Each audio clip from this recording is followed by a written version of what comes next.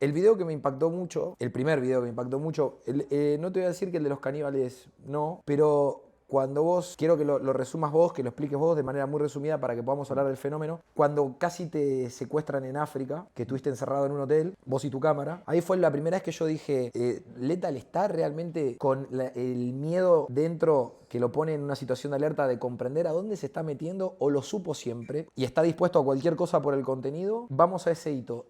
Resumíselo a la gente lo que sucedió y vamos a desmenuzar un poco. Sí, comienzo respondiendo lo que pasó con Wagner, antes que hablar un poco de mi concepto del riesgo. Exacto. Vale. Voy a intentar resumirlo, esta historia es larga. El vídeo es de Total. 1 hora y media, en el cual Total. estoy yo sentado en la cámara y hablando. No es más que hablar, y es 1 hora y media, 1 hora y 20. Entonces, en resumidas cuentas, fui con ACNUR, con UNHCR, es el brazo de la ONU, que trabaja con refugiados. Un refugiado es alguien que se tiene que ir de su país porque allí ya no vive de forma adecuada o segura, que a veces es por guerras, a veces es por hambrunas o por el clima como inundaciones, ¿no? Yo con ACNUR ya había trabajado en otros lugares. Yo además, como investigo mucho de los conflictos que hay en cada lugar y tal, a mí casi no me tienen ni que proponer un lugar, sino que me dicen, ¿qué te apetece hacer? Y ya digo, mira, quiero documentar lo que está pasando en este lugar. Entonces yo había trabajado con ellos en Bangladesh y venía con ellos viendo dónde hacer una segunda misión, y yo quería en los lugares más complicados porque a veces para mí son más interesantes. Estamos intentando en Somalia, en Yemen, pero siempre que hay una muerte, por ejemplo, en los meses de preparación, han matado a un extranjero allí en el país. Pues la misión se cancela. Entonces, yo entiendo, porque ellos tienen un protocolo, al final es parte de la ONU, entonces hay un protocolo, y no pueden llevarte allí a cualquier lado donde no se asegure ni ¿Ellos te garantizan tu seguridad o no? Bueno, pero ¿de qué manera? ¿Con terroristas en un lugar con terrorismo, me refiero? Te están llevando a un Somalia. ¿Bajo qué premisa te van a garantizar que? Si propia gente de la ONU a ellos también A ellos les matan. los atacan. Sí, claro, claro. Entonces, para mí en esos lugares no es que voy porque, guau, qué guapo, están matando gente, no. Pero si me dedico a documentar ese tipo de situaciones justamente en ese momento en el que las cosas están más tensas, para mí tiene más valor incluso documentar qué narices está pasando ahí en ese momento. Cuando veo ese momento en el que ocurre algo que se está poniendo la situación tensa, no todo vale, por supuesto, luego hablaremos de eso, y hay límites, pero a mí me llama a decir, vamos a ir ahora y a documentar lo que está pasando. Pero bueno, con el protocolo de seguridad de ellos es al revés. Entonces, finalmente terminamos de rebote en Centroafricana, que todo esto lo explicaba para tener un contexto, porque es que a Centroafricana, donde vamos, es un país que está en el centro de África, que se entiende por el nombre. Se podría catalogar como en guerra civil, es un país de los más peligrosos de África. Bueno, está considerado como el más peligroso en toda África, o de los más, sí, cuando yo estuve creo que era como el segundo o tercero más peligroso del mundo, el más peligroso en África, pero ACNUR realmente nunca nos hubiera llevado a ese país, porque ya te explico, las condiciones en las que trabajan a un país así, ellos sí van, pero no me meterían allí. Exacto. Bajo su tutela, digamos. Entonces, ¿qué pasaba? La capital de la República Centroafricana está justo en la frontera con la República Democrática del Congo. Nosotros lo que íbamos a filmar no era Centroafricana, sino los refugiados de Centroafricana, que son estas personas que se han tenido que ir de Centroafricana por la guerra y están en el Congo. Desplazadas al Congo. Pero la capital del Congo está muy lejos de esa zona. La capital que está cerca es la de Centroafricana. Por eso, la logística era mucho más fácil volar hasta Bangui, la capital de Centroafricana, porque solo tienes que cruzar un río y estás ya con los refugiados del Congo. Por eso quería explicar la forma de trabajar de ellos, el refugiado, el concepto de... o sea, Perfecto, qué es. Clarísimo. Porque la idea de ellos era siempre ir desde el Congo, pero como la logística también, el Congo es un país que no se queda atrás, ¿eh? Si Centroafricana es el más peligroso de África, con Somalia tal vez hoy en día, pues el Congo será el siguiente. Pero sí que es cierto que el Congo es muy grande y justo esta zona del Congo no es tan mala, pero sí que las carreteras, la forma de comunicarse es horrible. Así que es que por logística lo más fácil era ir a través de Centroafricana. Dicho esto, nosotros entramos en Centroafricana con un visado que nos consigue la ONU y con un permiso para grabar, en el que nos especifica vamos a grabar esto en tal sitio. El permiso de grabar va con nuestro nombre, el pasaporte del cámara y el mío, y es un permiso para grabar abierto, o sea, realmente es durante un mes, y lo que te digo, yo con ese permiso lo pudiera haber usado para grabar en donde fuera durante todo ese mes. Pero ni siquiera era nuestra intención. De hecho, nosotros no íbamos a grabar nada en Centroafricana, es importante tener esto en mente. Íbamos a Centroafricana, comenzábamos el vídeo, nos íbamos al Congo, cruzando el río Bangui, grabábamos con los refugiados, volvíamos a Centroafricana y al siguiente día nos íbamos en avión. Las chicas de ACNUR se iban hacia casa y el cámara y yo nos íbamos hacia el Congo de nuevo para grabar otro tipo de cosas. Ese día que regresamos del Congo a Centroafricana, estamos haciendo el check-in del hotel, repito, era nuestra última noche. nos íbamos ya del país. Me acuerdo. Haciendo el check-in del hotel, roban el pasaporte del cámara. Era mi primer viaje que hacía con el cámara. De hecho, luego hice un par de ellos más, pero luego acabé porque tampoco acabó lo casual todo bien. Pero era una persona que al final no es lo mismo un cámara con el que llevas 10 viajes juntos que alguien nuevo. Y él era una persona muy nerviosa. Entonces era un problema porque el tema es que le desapareció el pasaporte. Pero él ni siquiera recordaba si lo había dado en recepción, si no, si lo recogió, si no. Y cuanto más intensificaba esta situación, más nervioso se ponía, más perdía las cosas. O sea, yo ya le veía que sacaba un paquete de tabaco, se encendía un cigarro, dejaba el paquete en una balda y se iba con el cigarro. Decía, te estás dejando el paquete. Dejaba el teléfono en no sé dónde, se iba, te estás dejando el teléfono. Entonces ya estaba un poco como papá, diciendo, a ver, relájate porque cuanto más nervioso te estás poniendo y estamos intentando ver quién ha robado el pasaporte porque en teoría te lo han quitado, ellos dicen que no, y es que yo estoy viendo cómo te estás dejando todo en todos lados. Entonces, ya no sé ni yo a quién creer. Esto está siendo un problema grande, ¿no? No, aparte, gente, los que lo hemos visto este video, hoy Leta está acá, lo puede contar, nos podemos hasta reír entre muchas comillas de la situación y es un guión de una película, Sí, sí. tranquilamente, pero en el momento, imagínense ustedes que esa seguridad que les transmite ver un video, el hecho de tener una cámara, cuando sos vos el que está del otro lado, no tenés esa tranquilidad. De hecho, la vida real no es media hora, es el minuto a minuto de lo que va sucediendo. De hecho, allí fue una semana entera porque es que por eso estoy intentando como crear los cimientos de la historia, porque mira qué absurdo que nosotros nos íbamos al día siguiente, pero una vez que roban el pasaporte, yo me podría haber ido igualmente. Pero él no. Pero hubiera estado feo dejarla allí. Entonces, no, obviamente ni se me pasó por la cabeza el irme. Él no puede volar sin pasaporte. Allí éramos los únicos blancos en todo el país. No hay nadie ni europeo, ni españoles. Sé que, porque además nos dijeron, había como 15 y el resto eran solo algunos de ONGs y clérigos. Es decir, un cura o una monja. Obviamente no había nadie ni por turismo, ni por negocios, que allí no hay negocios de nada. Nada. Y nosotros de repente somos los únicos 2 españoles con visado para movernos por donde nos dé la gana, con un permiso para grabar donde nos dé la gana. Somos unos marcianos allí. Hay que entender esto, unos marcianos. Totalmente identificables. Claro. Fácil de identificar. Y empezamos a intentar buscar opciones que tenía el cámara para salir del país. Por ejemplo, sí que hay un consulado, porque no hay consulado ni embajada española allí. Teníamos que hacerlo a través de la de Francia, que era la única de la Unión, la única de Europa que hay allí, ¿no? Entonces, intentábamos hacerlo con el consulado español en Camerún, consulado español en Kenia, es decir, que nos dejaran al menos volar hasta Camerún o volar hasta Kenia y que en Nairobi, en Yaoundé o en Douala creo que era, que le hicieran a él el pasaporte e irnos, porque nuestra idea era de hecho seguir con nuestro viaje. Teníamos cosas que hacer en Congo. Nos decían que no a todo. Y la única forma era poder regresar en un vuelo directo hasta la zona Schengen, o sea, en Europa. Y no había vuelos directos. Le dijimos, vale, pero ¿cuándo va a ser esto? Y nos decían, sí que hay algunos, pero puede ser dentro de una semana o puede ser dentro de un mes. ¿Qué? Y finalmente encontramos uno, además era carísimo, era con escala técnica en Camerún, es decir, esas escalas en que no te bajas del avión. Entonces había una escala en Camerún, escala técnica en Camerún y ya directo era hacia París, creo que era. Y era dentro de una semana. Pero sin pasaporte no podías. No, con ese sí que le dejaban, porque sí. la Embajada de Francia le hace un salvoconducto, el laissez-passer, que es un papel, para poder salir del país, pero con la premisa importante de que tiene que ser un vuelo directo a la zona Schengen. Entonces, ahí ya sabíamos la fecha de salida del país, pero era dentro de una semana. A todo esto, lo que estaba ocurriendo es que a nosotros nos habían dicho que, porque al final estábamos con la ONU y teníamos también un par de contactos, teníamos como contacto un asesor de la ONU, que era un contacto nuestro por fuera de la ONU. Porque con él queríamos hacer otro tipo de cosas luego. Porque queríamos grabar en las minas de coltán del Congo, que es algo que conseguimos hacer un par de meses más tarde, en septiembre del año pasado. Esto fue en junio del año pasado. Lo de Wagner fue en junio. Entonces, nos decían que era normal que desaparecieran pasaportes en según qué hoteles, porque hay tráfico de pasaportes. El hotel en el que estábamos era el mejor, era un hotel de prácticamente como si sería el equivalente a un 5 estrellas, porque para ACNUR era también la forma de asegurar un perímetro de seguridad.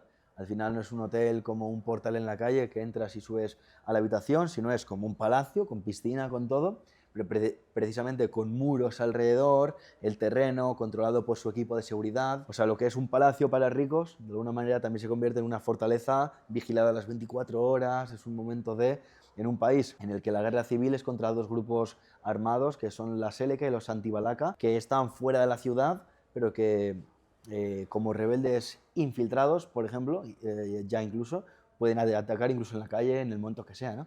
Entonces, digamos, es un sitio como de seguridad, se suponía. Y de repente le desaparece el pasaporte ahí. en ese sitio que parecía el seguro, ¿no? Entonces ya no hay seguridad en ningún lado. Claro, pero al principio pensábamos que era simplemente alguien de los empleados del hotel ha sustraído el pasaporte por tráfico de pasaportes. Ok, vale.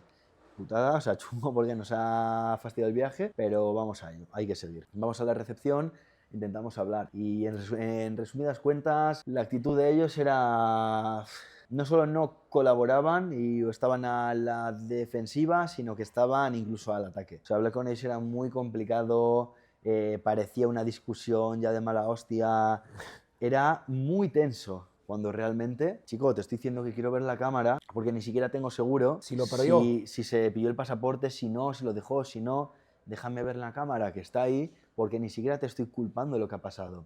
Para saber si lo tengo que buscar fuera o dentro del hotel o si está debajo de la cama, necesito al menos tener la pista de qué pasó en recepción, porque él no se acuerda, el cámara no se acuerda. Sí se acordaba de lo que hizo, pero no tenía la seguridad en sí mismo de cerciorar que lo había hecho. Se acordaba de lo que, porque luego pasó lo que él dijo que pasó, pero con todos esos nervios, por eso ya lo explicaba antes, me dejó el móvil, me dejó el tabaco, él llegó un momento que ya no tenía la seguridad en sí mismo. De nada. También visto con perspectiva, los locales allí también se esmeraban en que así fuera, en que pareciera un loco él, ¿no?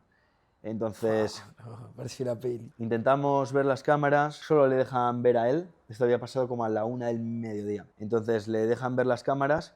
Los trabajadores eran locales de Centroafricana y marroquíes eran los de seguridad. Entonces los marroquíes era como si fuera un portero de discoteca de 2 metros, grandes. Al día siguiente sí que vinieron un par de ellos majos, pero el del primer día es el que te digo que es un hijo de puta. Ese se volvió contra mi amigo vacilando de si no sabes guardar tus cosas, a mí ¿qué me dices? En plan, como en ese tono. Sí, sí. Si el pasaporte es lo más importante, si no sabes ni qué haces con él, hazme tú que me cuentas. O sea, con este tono. Y yo ya estaba poniéndome de mala hostia diciendo, o sea, por favor, no quieres que no quiero ni entrar en más problemas. Cállate la boca, pon la puta cámara ya, o sea, es que ya me pongas de malas, déjame ver lo que ha pasado, que es que solo queremos seguir con la búsqueda. Eran trabas y trabas, ¿no? Al final lo que digo, dejan que vaya él solo, a él le atosigan, él volvió casi, él era una persona de positivo, muy nerviosa, pero volvió casi llorando.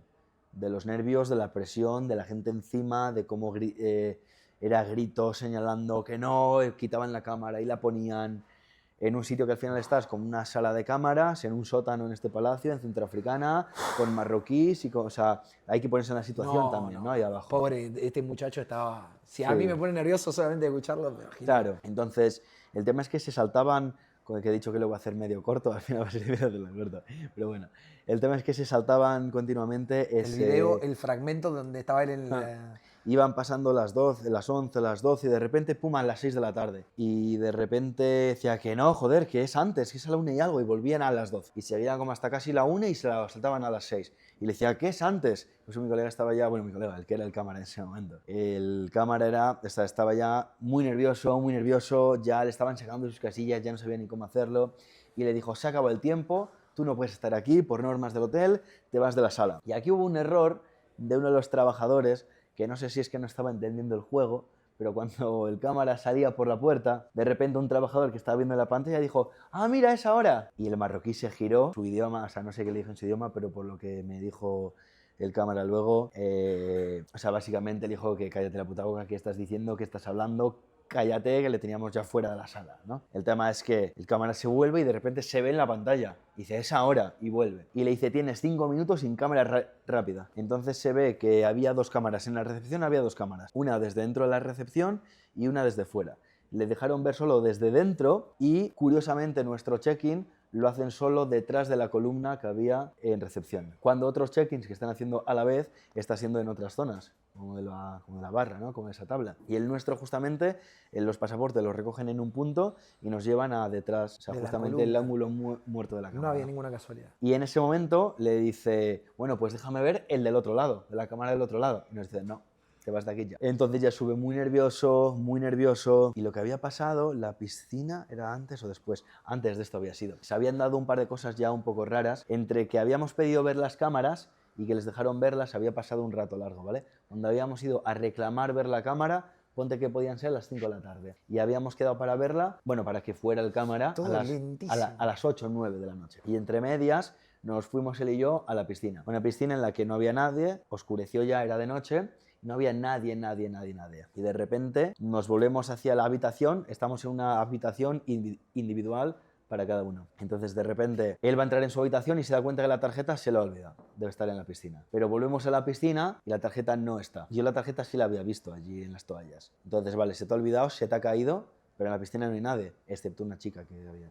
Por huevos tiene que estar en la piscina. No estaba en la piscina. Vamos a pedir una tarjeta y le dicen que no hay más. Cuando eran tarjetas no es una llave, que aún así llaves maestras hay, pero ni siquiera era una llave. Era una tarjeta de las que le metes... magnéticas. Que lo sigue. Las cargas y le pones... pones... cargas, no, que no hay. Entonces le dejan sin tarjeta y van ellos a abrirle manualmente con otra. Y a todo esto ocurre lo de las cámaras, sale de la sala de cámaras, nos vamos a la cena y él ya muy nervioso me está contando lo que está pasando y en todo esto me dice vamos fuera a la piscina que quiero fumar pero me da hasta miedo salir ahí fuera en la noche, ven conmigo. Y cuando voy con él viene una prostituta y nos habla... La historia es cada vez más increíble. No, y nos habla primero en francés, digo viene para parler francés, que es cierto que yo no hablo francés, es la frase que me sé para decir que no hablo en francés, ¿no? Y me habla en inglés y hago que no es inglés y le digo, de repente me habla en español y vale que a ver, esas chicas están trabajando en un hotel, están ahí en un hotel en un público que mucho parte es extranjeros, no es ni tan raro que hablen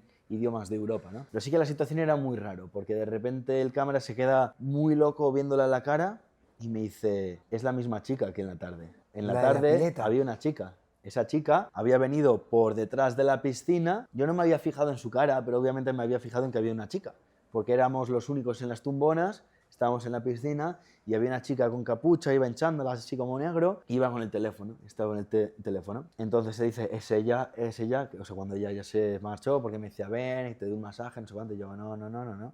Se va y yo estaba viendo la cara de miedo de él.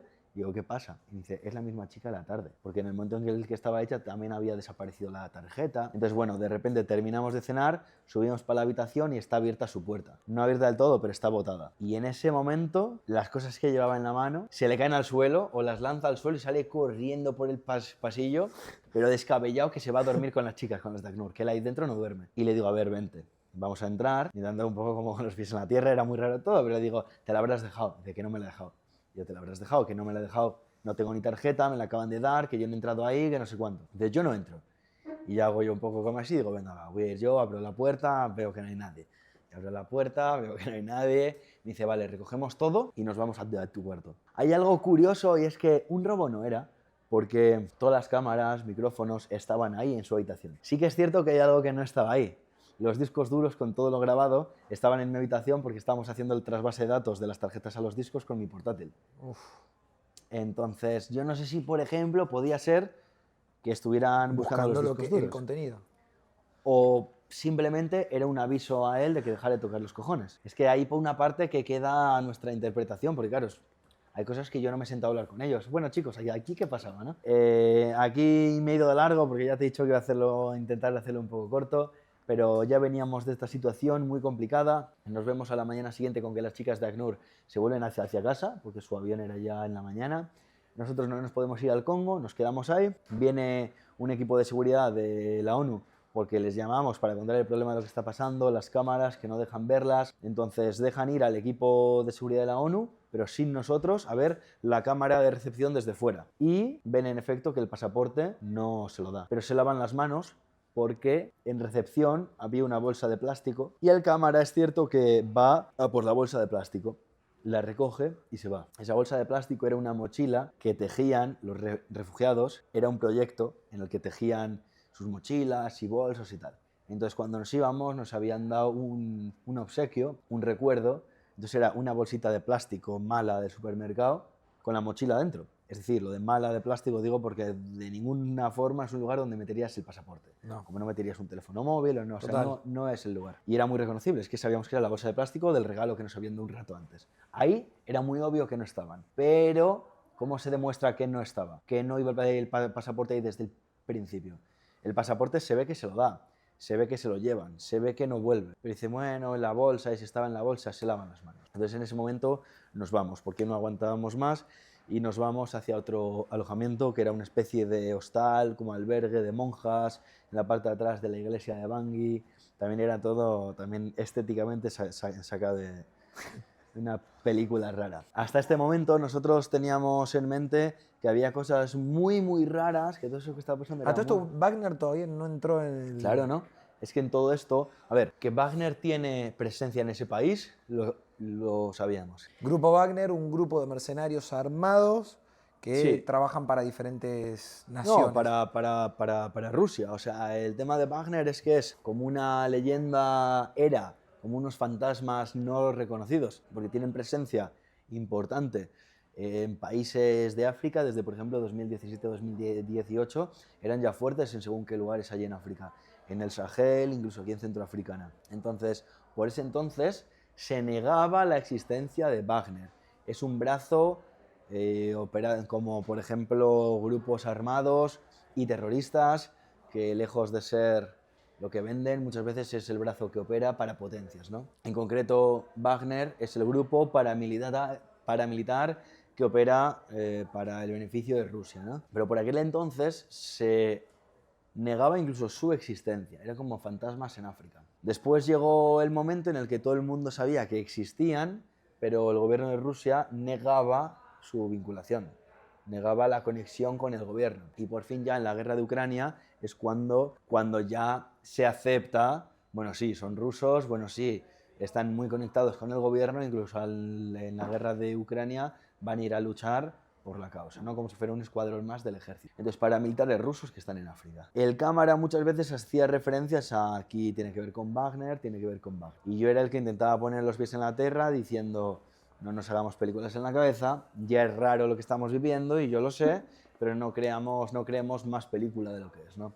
El tema es que a la mañana siguiente nos cambiamos de alojamiento, decimos, vale, no nos podemos ir del país, pues vamos a intentar hacer un par de temáticas. Me voy a ir a la selva a grabar con una tribu y me voy a ir a zonas afectadas por la Seleca y los Antibalaca para grabar sobre cómo se está viviendo ese conflicto armado. Entonces nos reunimos un fixer, como si fuera un guía para que me ayudara a grabar ese par de temáticas. Ese guía era recomendado por el asesor de la ONU, que decía antes, entonces venía de confianza, ¿no?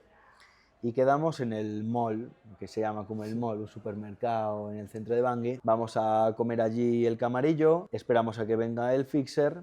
Y a todo esto sí que es cierto que el hotel de antes estaba lleno de rusos, el supermercado, este mall, las calles con cantidad de rusos. Pero no es raro, porque que estaba Wagner allí, Estaba blanqueado. yo ya lo sabía. Entre ellos, digamos. El tema es que Wagner, al final, no solo son los paramilitares, hay todos con armas y en la guerra. Es una empresa extractivista, es una empresa que está en lugares en donde hay riquezas, en donde hay minas, en donde hay... O sea, yo veía incluso gente, había por ejemplo un bar que era de Wagner o vinculado al grupo, y los que estaban haciendo la carpintería del local, porque yo he visto varias veces furgonetas y había gente, rusos, ya, o sea, no locales, ¿no? Con camisetas del W que estaban haciendo la carpintería del lugar. O sea, es ya una empresa.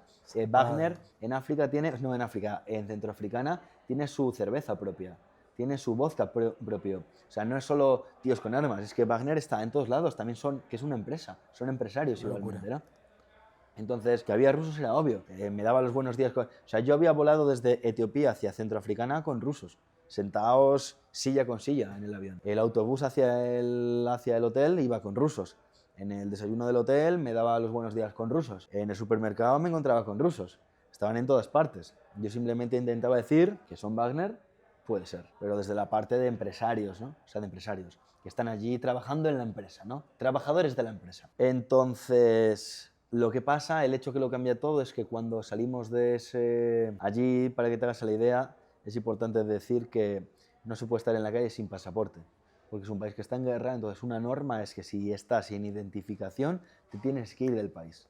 Uf. En su defecto, si no puedes irte del país porque en este caso no hay aviones, la otra es que te quedes encerrado en tu alojamiento, pero nada de ir por la calle. Como nosotros habíamos denunciado el robo del pasaporte, teníamos la denuncia también del robo de la policía, que sabía que no hay pasaporte porque ha habido un robo. No lo llevábamos encima porque este mall estaba literalmente en la calle de enfrente. Nosotros habíamos ido allí para picar algo, estábamos con hambre, habíamos ido para comer algo y esperamos allá que viniera el fixer. Y hay también un toque de queda, que es a las 10 de la noche, pero aquí eran como las 8 de la tarde.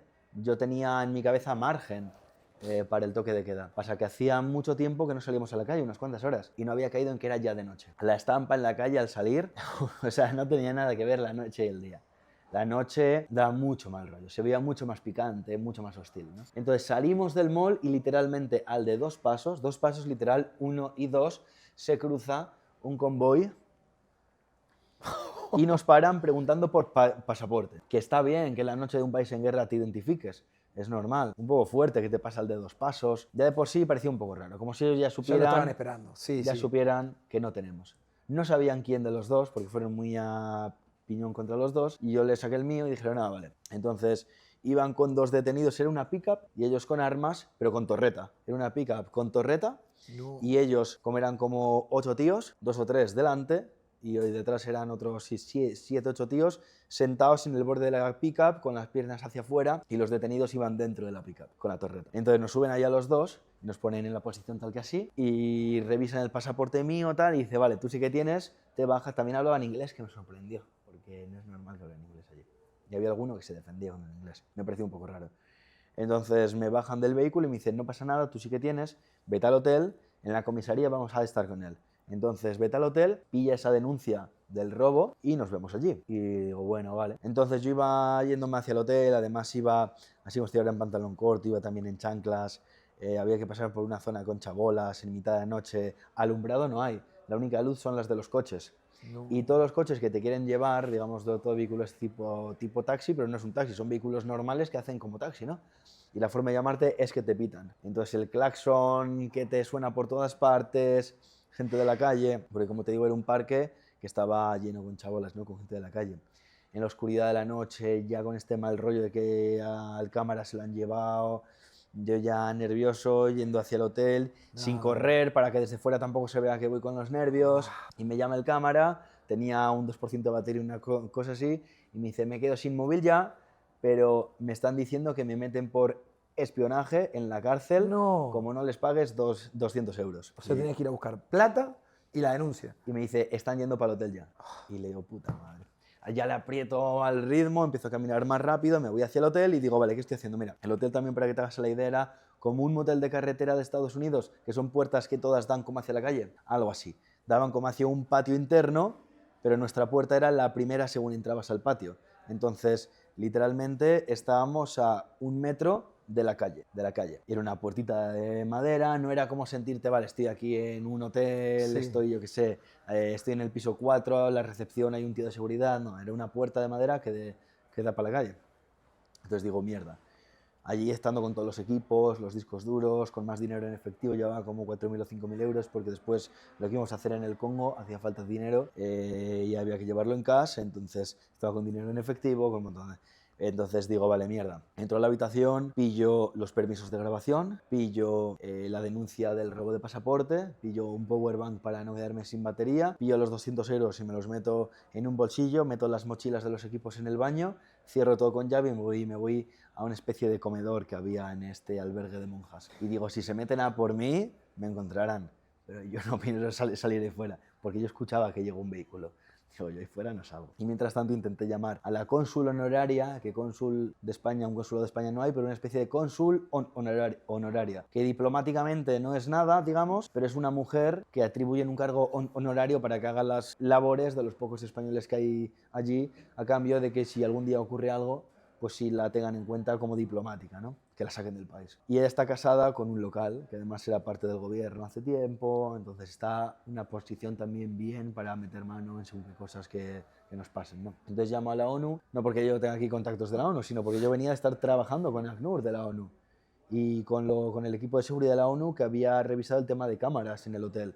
Entonces por eso yo tenía los contactos de la seguridad de la ONU, de los de ACNUR, de la cónsul honoraria, porque habíamos hablado con ella en esos días cuando pasó lo del robo. Entonces les llamo a todos, digo lo que está pasando y se vienen para el hotel. Cuando llegan, la cónsul honoraria es la primera que llega, el coche militar ya se había ido y ya no me acuerdo por qué yo sabía que estaban en el OCRB.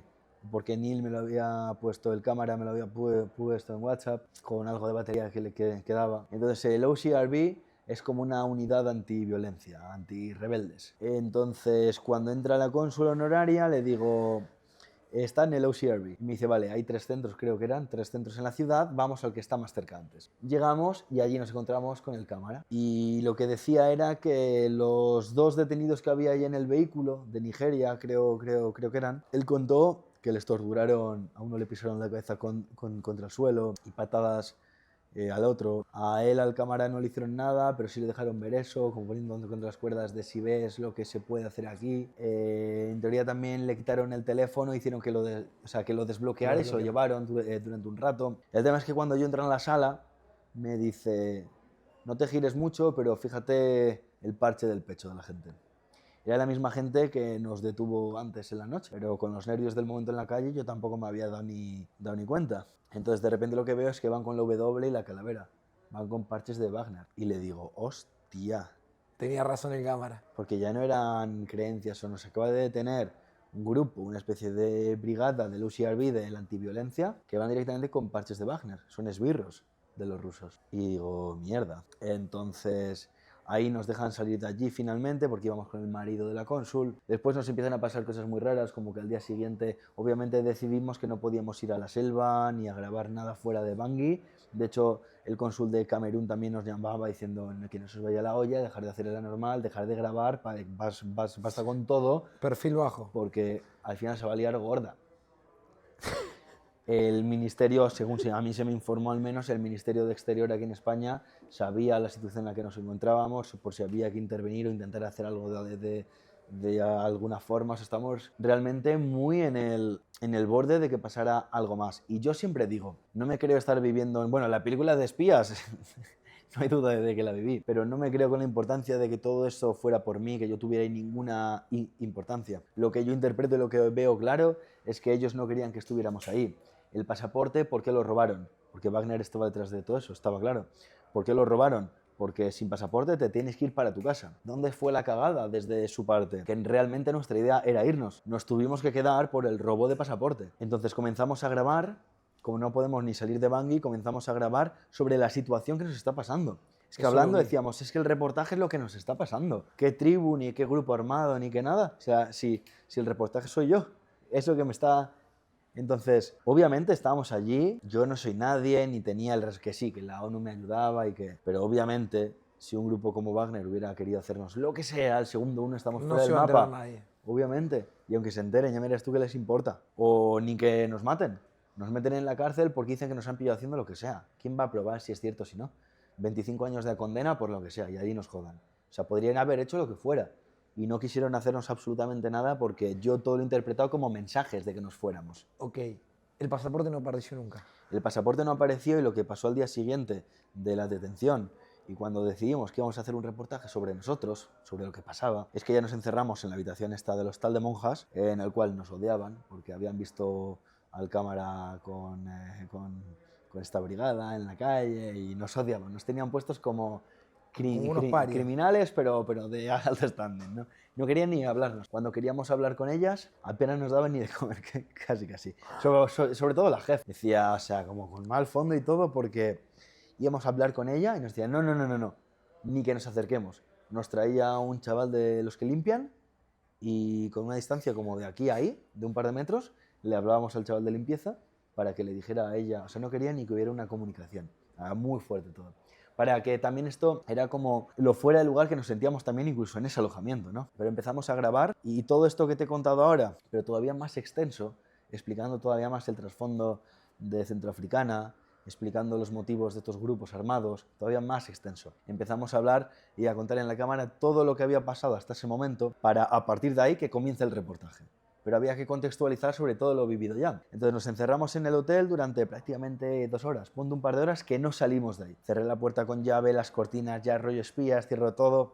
Y cuando terminamos de grabar todo, el cámara dice, bueno, hace un calor de la hostia, porque estamos allí como en un horno, me voy a fumar un cigarro. Esa mañana también habíamos ido a ver un partido de fútbol de refugiados con ACNUR, y estando con una de las chicas de ACNUR, con una de las jefas, en el mall, había los coches. Nosotros por este entonces, perdona que se me olvidó, habíamos ya investigado y viendo que Wagner no es que tenga presencia en el país. Wagner es el dueño de Centroafricana.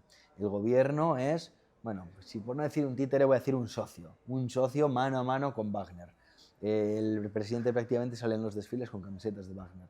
Wagner es dueño y señor de ese país. Incluso hay un mapa que pinta de colores los países donde hay presencia, donde no, y hay otro color solo para Centroafricana porque es el país ya que está bajo control. Y empezamos a ver quiénes son Wagner, cómo distinguir a un Wagner. Y vemos que son vehículos sin insignias, ni matrículas, verdes, marrones o negros, tintados los cristales. Ellos también van con buff, con pasamontañas, con gorras, y les puedes ver en el supermercado, en el mall del centro, haciendo que compran, con papas fritas, con las galletas. Eso es lo que llevamos viendo todos los días. Y que el cámara me decía, son Wagner, y yo, que no son Wagner. Que es en la tierra. Tenía no razón el cámara. Sí, tenía razón, claro que la tenía. Todos eran Wagner. Cuando habíamos tenido la reunión con el fixer en que le decíamos que queríamos salir a la selva y aquí y allá, a los pueblos, las mesas de alrededor eran rusos. Todos con el buff, y todos con la gorrita, y entraban y salían con galletas. O sea, parecía muy ridículo una vez que lo veíamos. O sea, una vez que nos dábamos cuenta de cómo funcionaban allí, eran como... Era como Matrix. Entraste en la verdadera Eran como realidad. personajes de un videojuego. Al verles salir con las galletas, entrar con las galletas en el supermercado, con el buff, con un cuchillo aquí en la cintura. Una vez que lo sabíamos, era tan obvio, pero yo no quería entrar como dejarme llevar por la emoción de la película. Yo decía, yo tenía que poner como un poco los pies en la tierra porque además el cámara tenía razón en esto, pero él es alguien que tiende demasiado a eso. Se va muy a las nubes muy rápido. Entonces a mí me hacía todavía más tirar hacia el suelo. Entonces, cuando estábamos esa mañana con la chica de ACNUR, hubo un vehículo en concreto que llamaba la atención muchísimo porque no solo era negro, mate, tintado, sino que estaba súper armado. De estos vehículos con ruedas más anchas, elevado y con focos en el techo. O sea, era un vehículo que llamaba la atención. No había un vehículo así en todo el país. Y allí saliendo con la de ACNUR le decimos... Son de ellos, ¿no? Y dice, sí, ese es un vehículo como potente de ellos. Y digo, vale. Bueno, pues terminamos de grabar, salimos fuera a que el cámara se fume el cigarro. Literalmente, te digo, no le había dado ni dos tiros al cigarro. O sea, hablamos de 20 segundos o de 30 segundos. Ese vehículo súper armado de Wagner se frena adelante, baja la ventanilla y ya ni siquiera era alguien negro, alguien local de allí, sino que era un ruso.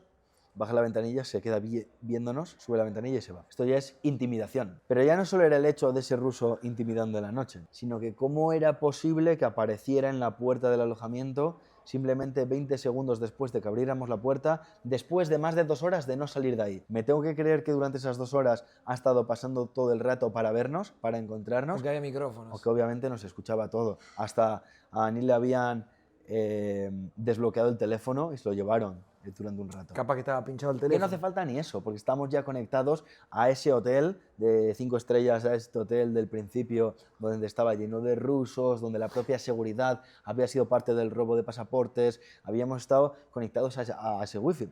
Por poder no hacía falta ni eso, solo habiéndonos conectado al wifi del aeropuerto en Etiopía, yo qué sé. Hoy en día, dime tú que no puede hacer alguien con un grupo Wagner, o sea, pero ya encima está el teléfono de él que les desbloquean. Entonces decimos claramente, acaban de escuchar todo, absolutamente todo, de la forma que sea, pinchado el teléfono o con micrófonos o con lo que sea. Claro. Nos acaban de escuchar. Y hasta aquí es más o menos lo fuerte. O sea, entramos en una dinámica en la que llamamos al fixer, le decimos que queremos grabar en Bangui, seguimos con la idea de grabar en Bangui, pero solo en la ciudad, y que lo que vamos a hacer es...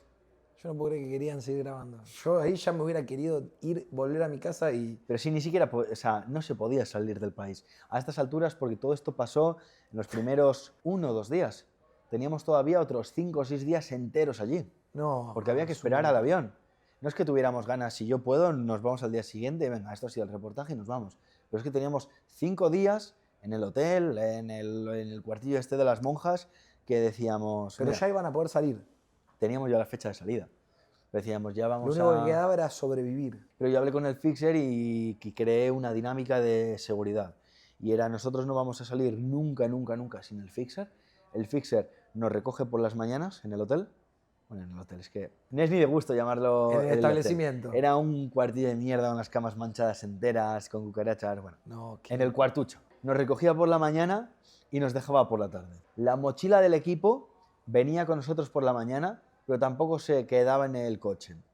Nos recogían, íbamos a dejar las mochilas en la casa de uno, no voy a decir quién, pero bueno, uno de los jefes de ACNUR allí, porque era una de las únicas casas con electricidad las 24 horas y equipo de seguridad las 24 horas. Entonces la mochila con equipo y discos duros iba con nosotros hasta la casa de esta persona, la dejábamos, nos íbamos a grabar por la ciudad volvíamos a la casa de esta persona, recogíamos la mochila de los equipos, íbamos al cuartucho donde vivíamos esos días, dormíamos allí, y la mañana siguiente de nuevo lo mismo, para que nunca estuviéramos solos en la calle, pero tampoco estuvieran nuestros equipos o discos duros solos en el hostal. Y hasta después de eso no tuvieron ningún otro problema con Wagner. Sí hubo problemas porque llega un momento en el que ya puestos a... A mí me causa gracia que es como ya hasta normalizaron una situación que yo creo que ya hubiera entrado en pánico. Mira que sí se normalizó, que llegó un momento después de un par de días, que además esto fue idea del cámara. Dice Neil por ese momento, lo que tenemos que hacer es intentar contactar nosotros con el presidente para entrevistarle y para que vea que vamos de cara, que aquí no hay problema. Porque todo esto sí que es cierto, que todo esto era una confusión por su parte. Porque había llegado un punto en el que estábamos grabando sobre Wagner, pero nunca había sido nuestra intención. Yo sabía sobre la presencia de Wagner, pero ni siquiera tenía tanta idea de verdad hasta dónde llegaba el nivel, ¿no? Descubrimos toda esta movida tan en profundidad por lo que nos hicieron. Nos quedamos en el país por lo que nos hicieron. Entonces, joder, ¿qué teníamos que ocultar? Si es que de verdad todo esto, si lo piensas, era una confusión. Habían pensado sobre nosotros algo que no era. Por eso te decía antes, ellos sabían que nosotros teníamos un permiso de grabar. Controlan el país, vale, pero en más de un 50% el país sobrevive gracias a la contribución internacional, en buena parte de la ONU. Entonces, ¿cómo va a decir Wagner que no? ¿Cómo se va a interponer ante unos visados que la ONU tiene para traer a dos chavales que viene para hablar de refugiados, de estos grupos armados que también son enemigos de Wagner? Entonces, claro, no puedo decir que no a esos permisos, pero sí puedo robar el pasaporte para que se tengan que ir, ¿no? Yo no tengo la certeza de que esto es así. Después de todo lo que ha pasado y de hablar con varias personas, incluso gente de la ONU, llegamos a la conclusión de que este es el entendimiento que hay de... Yo te estoy contando hechos verídicos que ocurrieron y te estoy contando también toda esta parte que hay una parte de interpretación, ¿no? Pero yo tengo en mi teléfono, yo tengo audios en mi teléfono. Cuando se nos presenta ese ruso en la noche, hablé ya muy rayado, porque era ya intimidación en la noche, en la puerta del hostal, y llamé a esta persona que era, bueno, no el jefe de ACNUR allí, pero de los tres más importantes. Y llamo a esta persona, bueno, en audios. La digo, está pasando esto, porque le llamaba y no me cogía, entonces la mando audios y le digo, está pasando esto, se acaba de presentar un ruso, no me hace nada de gracia, pero nada de gracia porque te sientes un pollo, o sea, estás en una situación en la que obviamente, objetivamente, no quisieron, pero podían haber hecho con nosotros lo que se les pusiera en las narices. Todo el tiempo. No éramos nadie ni nada. Entonces, ya no era una detención por estar sin pasaporte, o era... Claramente significa que nos escuchan, que somos su objetivo, que se han presentado en el hostal por la noche. Era algo muy, muy serio lo que está pasando, que no era ninguna broma ya. Y yo tengo un audio que esta persona me dice, joder, qué raro que vayan a vosotros a intimidaros de esta forma. Nos dice, eso es algo que suelen hacer con los americanos.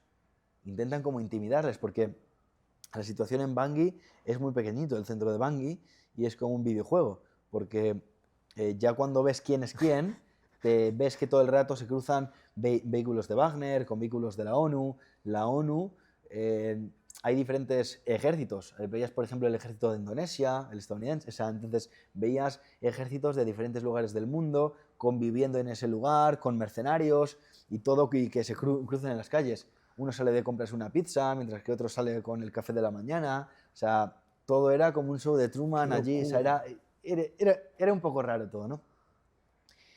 Y entonces le digo, está pasando esto. Me dice, eso es lo que suelen hacer con los americanos. Pero me dice, ¿por qué lo estarán haciendo con vosotros? Me decía, qué raro. Y me decía, vamos a hablar con ellos para que no se porten así con vosotros. Y decía, ¿cómo? O sea, tengo un mensaje de la ONU, bueno, de ACNUR en ese caso, diciendo que ACNUR va a hablar con Wagner para que Wagner no me intimide por las noches.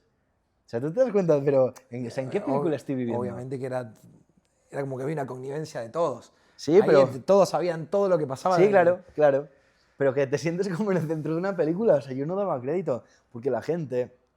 Obviamente, además, todo lo que yo he vivido está narrado además, no solo con mi voz, sino está en imágenes. Esta es la vez que la historia, lo que queda de la historia es nuestra versión.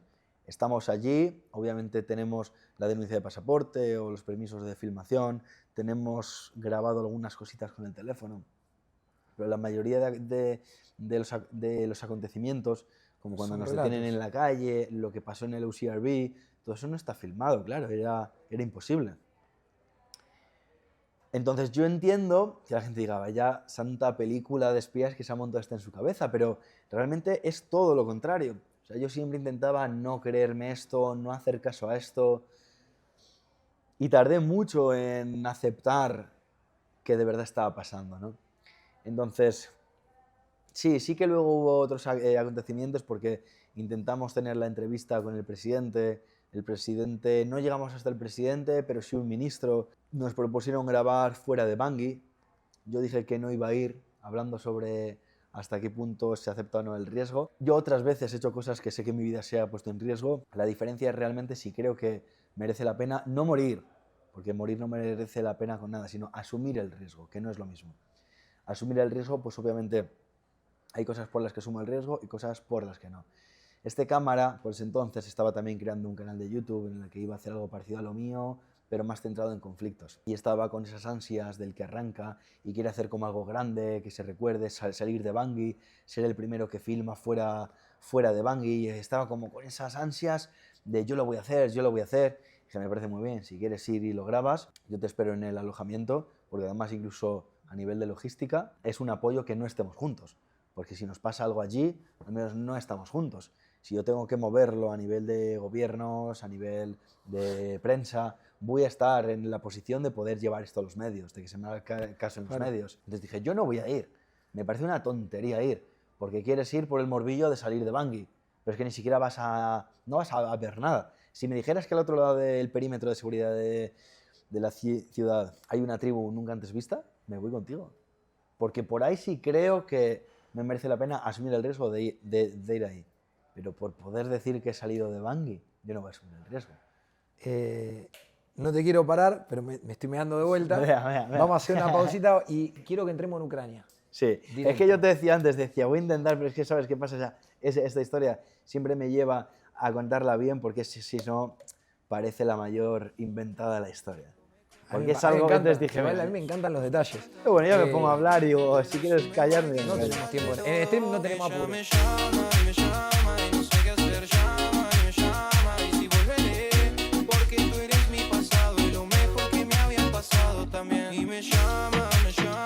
sé qué hacer, llama y me llama y si volveré.